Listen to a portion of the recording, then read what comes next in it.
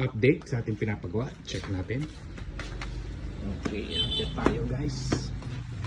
Kung ano na ang nagawa na nila. Ayan.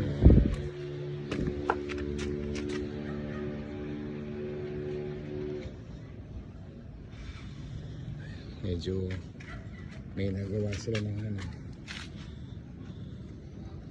Check natin. Ayan guys, oh.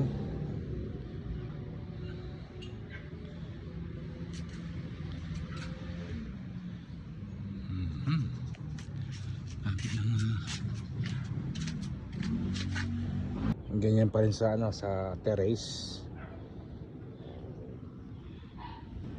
Dito lalagyan ng mga 5 socket ng saksakan at dito ko ipalalagay yung split AC dito sa may kwarto dito.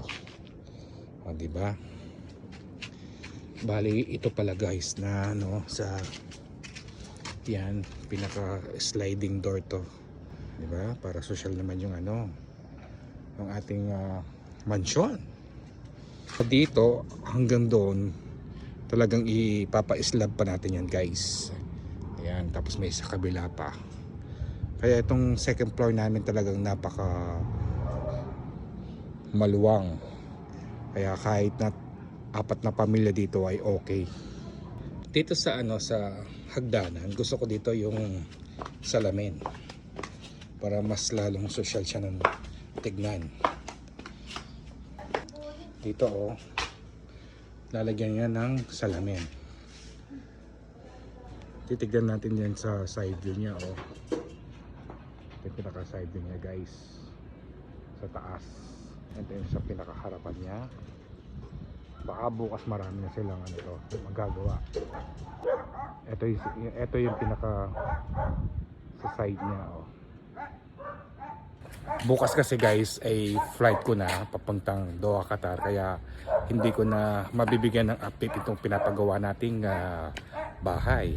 Kaya ito na yung pinaka last kong update para sa akin.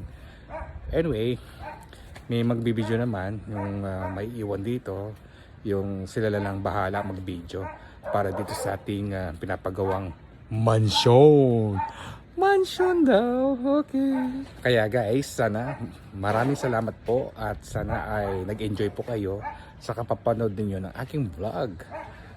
Sana until next time po sa aking update at dito muna ating vlog.